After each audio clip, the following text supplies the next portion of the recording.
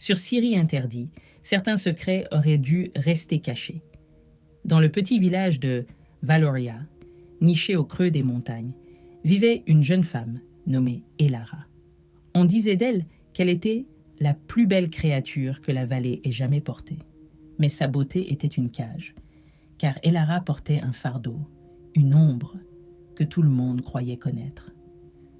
À 25 ans, alors que toutes les jeunes femmes de son âge étaient mariées, Elara restait seule. Aucun homme n'osait demander sa main. Les mères éloignaient leurs fils sur son passage, les pères serraient les poings. On la surnommait la promise du serpent, car depuis son enfance, une rumeur terrible la suivait comme une malédiction. On disait que le premier homme qui l'épouserait mourrait dans l'année. Et vous savez quoi? La peur est un poison plus puissant que n'importe quelle lame. Et à Valoria, la peur avait condamné Elara à une vie de solitude.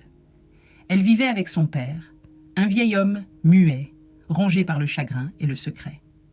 Personne ne voulait l'épouser. Jusqu'au jour où un étranger arriva au village. Un homme qui ne croyait pas aux rumeurs. Et c'est là que la vérité, bien plus choquante que la malédiction, a commencé à émerger. Il s'appelait Kamga. C'était un artisan itinérant, un homme dont les mains savaient travailler le bois et dont les yeux ne voyaient que ce qui était réel. Il arriva à Valoria pour réparer le vieux clocher de l'église et, dès le premier jour, son regard croisa celui d'Elara. Contrairement aux autres, il ne détourna pas les yeux. Il lui sourit. Intrigué par cette femme magnifique et solitaire, il commença à lui parler. Les villageois le mirent en garde. « Ne t'approche pas d'elle, étranger, » lui dit le forgeron. « Elle porte le malheur. Son premier amour est mort, tragiquement, » ajouta une vieille femme. Le destin l'a marqué. Mais Kamga n'écoutait pas. Il voyait en Elara non pas une malédiction, mais une profonde tristesse. Il lui offrait des fleurs sauvages, lui parlait des étoiles, et lentement, très lentement, le mur autour du cœur d'Elara commença à se fissurer. Elle riait pour la première fois depuis des années.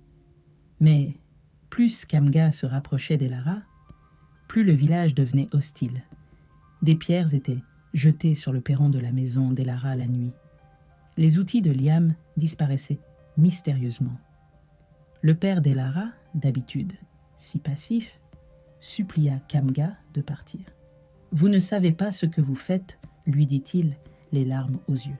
« Partez avant qu'il ne soit trop tard. » Kamga était face à un choix, fuir comme tous les autres ou découvrir la source de cette haine. Il choisit de se battre. Un soir, il demanda à Elara la vérité sur cette fameuse malédiction. Les larmes aux yeux, elle lui raconta. À 16 ans, elle était tombée amoureuse de Mr. Chauffour, le fils du maire. Il projetait de se marier en secret. Mais un soir, alors qu'il venait la voir, il a glissé du toit de sa grange et a fait une chute mortelle. Le village, mené par le maire dévasté et ivre de chagrin, avait cherché un coupable. Et la cible était facile, la jeune fille qui l'avait attirée là. Le maire avait lancé la rumeur. Une rumeur pour transformer sa douleur en arme, pour s'assurer que la fille que son fils aimait ne connaîtrait jamais le bonheur. Kamga était révolté. La malédiction n'était qu'un mensonge, une cruauté née du deuil. Il décida que tout le monde devait savoir. Le dimanche suivant, devant toute l'assemblée sortie de l'église, il prit la parole. « Vous l'appelez la promise du serpent, cria-t-il.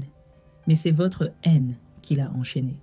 Il n'y a pas de malédiction, seulement un accident et le mensonge d'un homme brisé par le chagrin. » Le maire, plus vieux, le visage marqué par les années, s'avança. « Tu ne sais rien, étranger, gronda-t-il. » Mais c'est alors que le père d'Elara, l'homme qui n'avait pas parlé depuis 10 ans, s'avança à son tour, et ce qu'il révéla glaça le sang de toute l'assemblée. « Ce n'est pas toute la vérité, » dit le vieil homme d'une voix rauque. « Monsieur Chauffour n'a pas glissé. Ce soir-là, je l'ai poussé. » Un silence de mort tomba sur la place. Le père continua, le corps secoué de sanglots. « Monsieur Chauffour ne voulait pas épouser ma fille. Il se vantait auprès de ses amis de vouloir la déshonorer avant de partir du village. Je l'ai entendu. Ce soir-là, je l'ai confronté sur le toit. Il a ri. Il m'a dit que personne ne croirait jamais un pauvre fermier comme moi contre le fils du maire. La rage m'a aveuglé. Je l'ai poussé. Je n'ai jamais voulu le tuer, juste lui faire peur. Il se tourna vers sa fille. Et j'ai laissé le village te blâmer. J'ai laissé la rumeur grandir pour cacher mon crime. J'ai sacrifié ton bonheur pour sauver ma liberté. Pardonne-moi, ma fille. La vérité était sortie. Pas une malédiction, pas un simple accident, mais un meurtre. Un père protégeant l'honneur de sa fille, puis la sacrifiant par lâcheté. Le choc fut total. Le maire s'effondra, comprenant que son fils n'était pas le saint qu'il imaginait. Le père d'Elara fut emmené par les gardes, mais un poids immense semblait avoir quitté ses épaules. Et Elara, pour la première fois, elle était libre. Libre de la rumeur, libre du secret de son père, libre de la haine du village. Les semaines qui suivirent furent étranges. Certains villageois venaient s'excuser auprès d'Elara, d'autres l'évitaient, incapables de faire face à leur propre cruauté. Mais une chose avait changé pour toujours, le regard qu'on posait sur elle. Et Kamga, il était resté. Il aida Elara à traverser cette épreuve. Il lui montra qu'elle n'était pas définie par son passé, ni par les secrets de sa famille. Un an plus tard, sur la même place où la vérité avait éclaté, ils se marièrent. Leur union n'a pas effacé la tragédie, mais elle a prouvé que l'amour pouvait naître des cendres du mensonge. Elara n'était plus la promise du serpent. Elle était simplement Elara, une femme qui avait survécu à la haine et trouvé l'amour là où il n'y avait que du désespoir. L'histoire d'Elara nous rappelle une leçon puissante. Les rumeurs sont des prisons invisibles que nous construisons pour les autres. Une vérité cachée, même pour de bonnes raisons, finit toujours par causer plus de tort que de bien.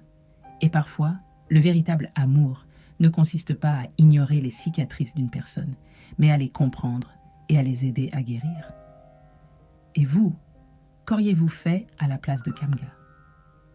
Auriez-vous cru aux rumeurs ou auriez-vous cherché la vérité? Dites-le nous dans les commentaires. Si cette histoire vous a touché, n'oubliez pas de liker la vidéo, de la partager et de vous abonner à Siri Interdit pour ne manquer aucune de nos prochaines histoires. Car parfois, la vérité est bien plus étrange que la fiction.